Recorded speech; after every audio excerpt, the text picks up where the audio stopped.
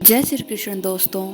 यह बात तो आपने सुनी होगी कि हमारे पुरानी पीढ़ी के लोग अपने जीवन में 100 दीपावली देख पाते थे, अर्थात 100 साल तक जी लेते थे।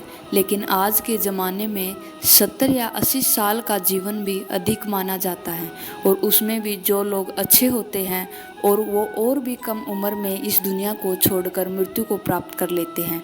दोस्तों, आपने लोगों को कहते सुना होगा कि भगवान अच्छे लोगों को और जल्दी बुला लेते हैं, लेकिन क्या आपको पता है कि ऐसा क्यों होता है?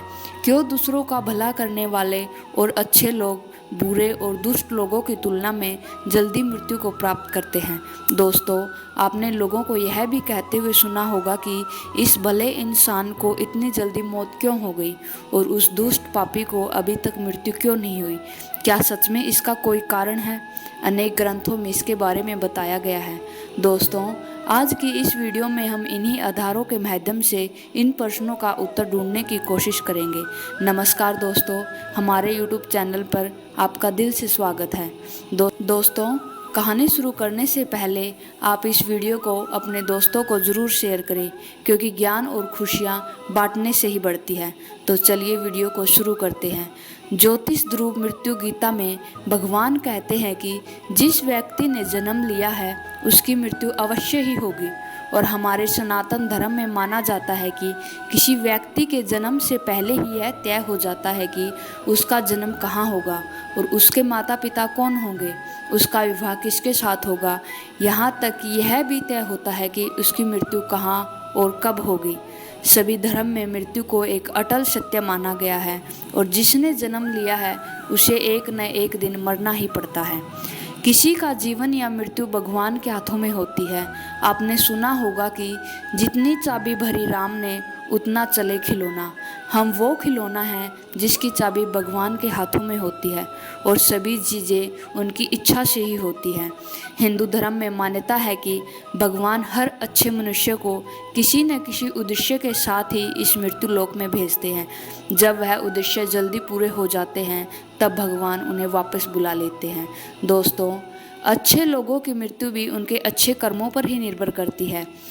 कलयुग के लक्षण में भी बताया है, अधिक वर्ष तक जिएंगे और पुण्य आत्मा जल्दी ही इस लोक को त्याग कर देगी।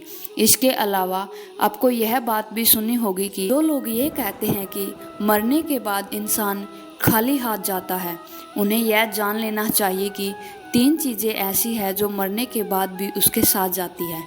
एक है सच्चित कर्म, दूसरा है स्मृति और तीसरी है जागृति। इसलिए आप अब किसी से यह मत कहना कि आप खाली हाथ आए थे और खाली हाथ जाएंगे। हमें कई बार तो लगता है कि कुछ भले लोग यह हमारे प्रियजन थे जो भले थे, जिन्होंने कभी किसी का बुरा नहीं किया, कभी किसी को सताया नहीं था, फिर भी भगवान उन्हें अपने पास बुला लिया। इतना जल्दी क्यों बुला लिया? उन्हें तो अच्छे कर्मों के बदले में ज़्यादा जीना चाहिए था, तो भगवान ने ऐसा क्यों किया? तो दोस्तों, चलिए इस बात को समझते हैं एक कहानी के माध्यम से। एक बार की बात है, एक छोटे से गांव में एक बहुत ही नेक दिल और परोपकारी व्यक्ति रहता था, जिसका नाम रमेश था। रमेश हमेशा दूसरों की मदद करने के लिए तैयार रहता था। वह गरीबों को खाना खिलाता, बीमारों की देखभाल करता और गांव के बच्चों को पढ़ाता। गांव के लोग उसे बहुत सम्मान और प्यार करते थे। रमेश के पास एक बगीचा भी था, जिसमें उसने तरह तरह के फूल और पौधे लगाए थे। वह हर रोज सुबह उठकर बगीचे की देखभाल करता और उसे सुंदर बनाने में अपना समय बिताता। उसके बगीचे में हर समय ताजगी और सुगंध रहती थी, और रमेश बगीचे में लगे हुए ताजे फलों को भी गांव के लोगों को बांटता था, जिससे गांव के लोग और भी बड़ी चाव से खाते थे और बार बार रमेश का धन्यवाद करते थे। दोस्तों, एक दिन अचानक रमेश की तबीयत खराब हो गई। गांव के लोग उसे शहर के बड़े डॉक्टर के पास ले गए, लेकिन डॉक्टर ने बताया कि रमेश की बीमारी बहुत ही गंभीर है, उनके पास ज़्यादा समय नहीं बचा है। यह सुनकर गांव के लोग बहुत ही दुखी हो गए। सभी ने भगवान से प्रार्थना की, लेकिन रमेश की हालात में कोई सुधार नहीं हुआ और कुछ ही दिनों में उसकी मृत्यु हो गई। रमेश की मृत्यु के बाद गांव के लोग बहुत ही उदास हो गए। वे भगवान से प्रश्न करने लगे, हे प्रभु, आपने हमारे रमेश जैसे नेक व्यक्ति को हमसे क्यों छीन लिया? वह तो हमेशा दूसरों की मदद करता था, फिर भी उसकी मृत्यु इतनी जल्दी क्यों हो गई? यही बातें वह बैठा एक संत सुन रहा था। दोस्तों, उस संत से गांव वालों का यह दुख देखा नहीं गया और तब संत ने गांव के सभी लोगों को अपने पास बुलाया और कहा, एक समय की बात है, एक नगर में किसी महान राजा के पास एक बहुत ही सुंदर बगीचा था। बगीचे में विभिन्न प्रकार के फूल खिलते थे, जिनकी सुगंध और सुंदरता अद्वितीय थी।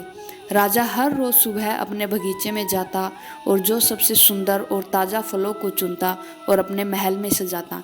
लेकिन एक दिन यह सब देखकर बगीचे का माली राजा से पूछ बैठा, महाराज, आप हमेशा सबसे सुंदर और ताज़ा फलों को ही क्यों चुनते हो? राजा मुस्कुराए और बोला, क्योंकि मुझे अपने महल को सबसे सुंदर और खुशबूदार फूलों से सजाना अच्छा लगता है और वही फूल सबसे पहले चुने जाते हैं जो सबसे अच्छे और आकर्षक होते हैं।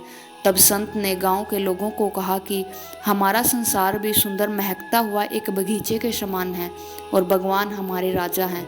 जब भगवान देखते हैं कि कोई व्यक्ति विशेष रूप से नेक, दयालु और सुंदर आत्मा का है तो वे अपने पास उसे बुला लेते हैं, ठीक वैसे ही जैसे राजा सबसे सुंदर फूल चुनता था। गांव के लोग यह सुनकर समझ गए कि रमेश की मृत्यु इसलिए नहीं हुई कि वह कमज़ोर था या उसने कुछ गलत किया था, बल्कि उसकी अच्छाई और नेक दिल स्वभाव से उसे भगवान के करीब ला दिया है। उसकी आत्मा अब भगवान के पास है और उसकी अच्छाई हमेशा हमारे साथ रहेगी। दोस्तों, तब वह संत कहता है कि अच्छे लोगों की मृत्यु को जल्दी नहीं कहा जा सकता। उनके द्वारा किए गए अच्छे काम उनके जीते जी उन्हें अमर बना देते हैं। उनकी यादें, उनकी अच्छाई हमेशा हमारे दिलों में जीवित रहती हैं। गांव के लोग अब रमेश की यादों को सजोने लगे और उसकी शिक्षा और उसके द्वारा दिए गए कार्यों को अपने जीवन में अपनाने लगे। उन्होंने सीखा कि अच्छे कर्म करने से जीवन का असली अर्थ समझ में आता है और यही सच्ची अमरता है। दोस्तों, उम्मीद है आपको अपने प्रश्नों का उत्तर मिल गया होगा। दोस्तों, उम्मीद है आपको यह वीडियो भी पसंद आई होगी। यदि वीडियो पसंद आई है तो जय श्री कृष्ण जरूर लिखिएगा। जय श्री कृष्ण दोस्तों।